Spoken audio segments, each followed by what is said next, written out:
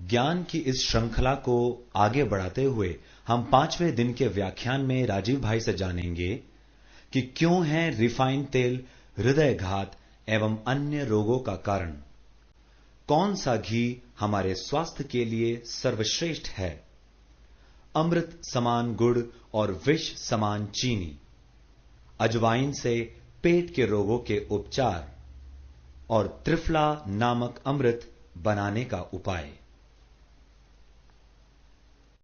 परम पूज्य साध्वी जी को सादर वंदन। महर्षि बागभट्ट जी के सूत्रों पर जो पिछले 4 दिनों से चर्चा हो रही है, उन सूत्रों में आज मैं आपसे चिकित्सा विषय की बात शुरू करूंगा। मैंने आपको सबसे पहले दिन बताया था कि महर्षि बागभट्ट कहते हैं कि जिंदगी में 85% बीमारियों को हर व्यक्ति स्वयं ठीक कर सकता है।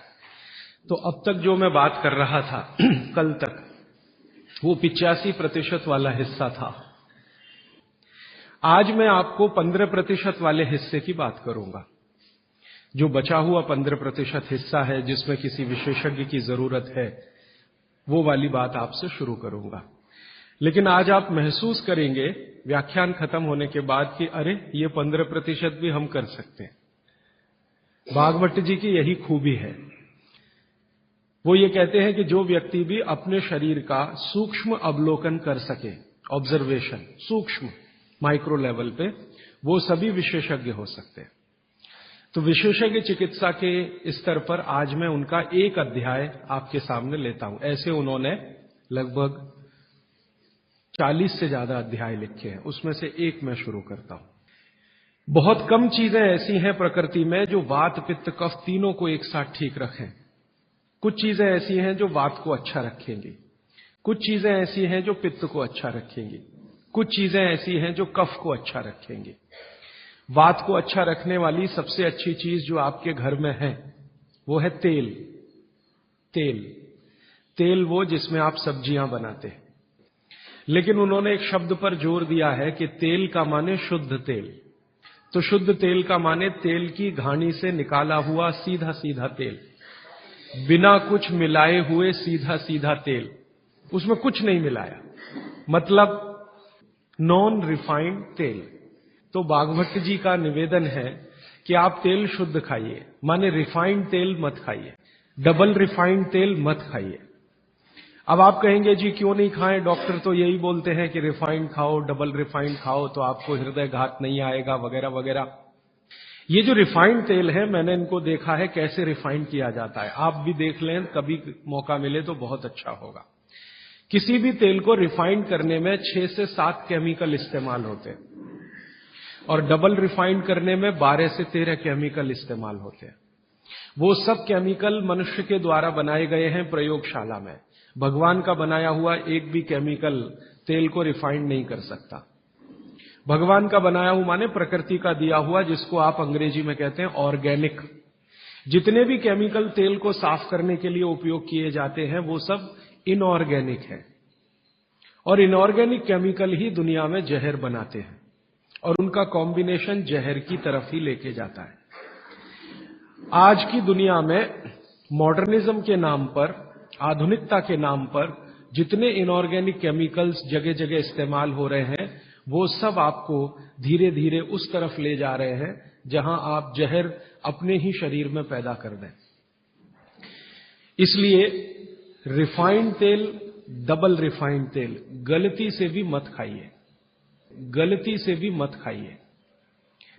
अब आपके मन में 2 प्रश्न आएंगे तुरंत कि शुद्ध तेल में तो बास बहुत आती है। हां, सीधा प्रश्न। दूसरा प्रश्न आएगा, जी शुद्ध तेल बहुत चिपचिपा होता है। हम लोगों ने जब शुद्ध तेल पर रिसर्च किया तो पता चला कि तेल का जो चिपचिपापन है वो उसका सबसे महत्वपूर्ण घटक है।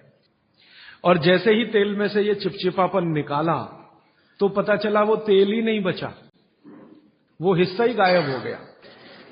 फिर हमने देखा कि तेल में जो बास आ रही है, बास, वो उसका प्रोटीन कंटेंट है। दालों के बाद दूसरे नंबर पर जो प्रोटीन सबसे ज्यादा है वो तेलों में है। 4-5 तरह के प्रोटीन हैं सभी तेलों में। अब बास निकाल दिया तो प्रोटीन निकल गया, और चिपचिपापन निकाल दिया तो उसका जो फैटी एसिड है वो गायब। अब ये दोनों ही चीजें गायब हो गई तो तेल नहीं रहा, वो पानी है एक तरह से। इसलिए भागवत जी ने सूत्र लिखा कि जिंदगी भर वात की चिकित्सा अगर आपको करनी पड़ जाए तो बेहतर है कि आप शुद्ध तेल खाएं तो वात की चिकित्सा ही ना करनी पड़े। और मैंने आपको सबसे पहले दिन बताया था कि दुनिया में सबसे ज्यादा रोग वात के ही हैं, सबसे ज्यादा रोग। ये घुटने दुखना से लेकर कमर दुखना, हड्डियों में दर्द, ये वात के तो रोग है ही। सबसे खतरनाक वात का रोग है हार्ट अटैक, ब्रेन का डैमेज हो जाना। सबसे खतरनाक वात का रोग है पैरालिसिस। फिर मैंने देखना शुरू किया कि हिंदुस्तान में ये रिफाइंड तेल कब से आए। आज से 50 साल पहले तो कोई जानता नहीं था कि रिफाइंड तेल क्या होता है।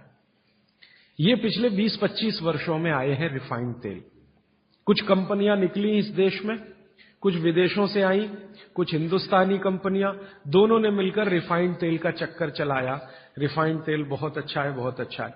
अब ये बहुत अच्छा उन्होंने कहा, किसी ने माना नहीं, तो डॉक्टरों से कहलवाया, बहुत बड़े बड़े डॉक्टरों से कहलवाया। इन डॉक्टरों के साथ मैंने जब वार्ताएं करना शुरू किया, खासकर बंबई के कुछ डॉक्टरों को जो हर समय ये प्रेस्क्रिप्शन के साथ कहना नहीं भूलते कि तेल सफोला का ही खाना या तेल ये ही खाना, तो मैंने कहा डॉक्टर साहब सफोला से आपका क्या रिश्ता है?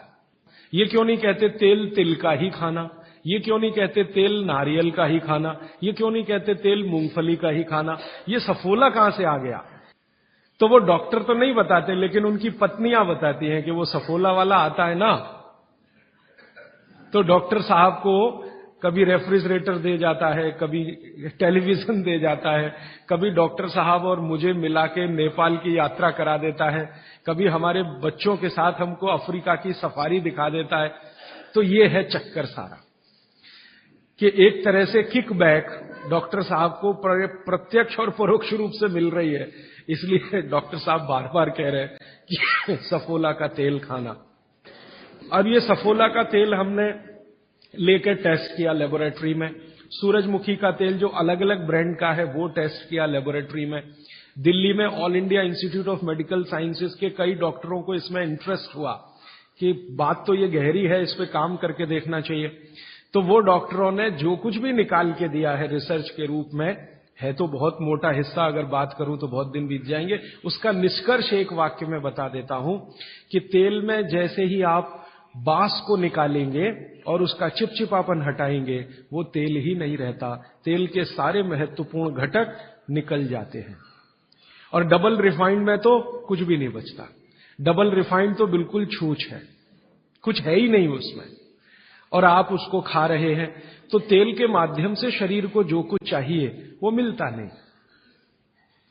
आप बोलेंगे जी तेल के माध्यम से हमारे शरीर को क्या मिलता है? मैं बार बार एक शब्द पे आपको ध्यान लाया, HDL, हाई डेंसिटी लिपोप्रोटीन। ये तेलों में से ही आता है आपके शरीर में। वैसे तो ये लीवर में बनता है, लेकिन तेल खाएं तब, खाएंगे नहीं तो बनेगा नहीं है। तो शुद्ध तेल आप खाएं तो आपके लीवर की मदद से HDL आपके शरीर में बेहतरीन स्थिति में रहे।